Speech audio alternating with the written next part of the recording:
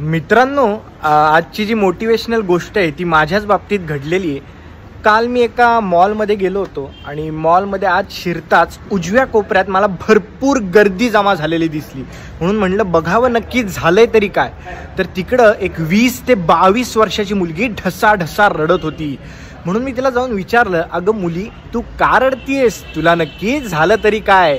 तर ती मला म्हणाली की माझे 15,000 रुपये हरवलेत। म्हणजे मॉलमध्ये आत येईपर्यंत ते माझ्या जवळ होते, आता मी सगळीकडे पाहिलं, माझ्या खिशात पाहिलं, पाकिटात पाहिलं, पण आता मला काही ते सापडत नाहीयेत। तर मित्रांनो, मी काय केलं माहिती आहे, मी माझ्याकडचे 5,000 रुपये तिला दिले। म्हणजे मला जे 15,000 रुपये त्या मॉलच्या गेटवर सापडले होते त्यातले 5,000 रुपये काढून मी तिला दिले। यात माझा काही मोठेपणा नाही, मला एवढंच तात्पर्य सांगायचं की when God blesses you, you should bless others as well. ही 500ची नोट, अच्छा तुमची आहे का, सॉरी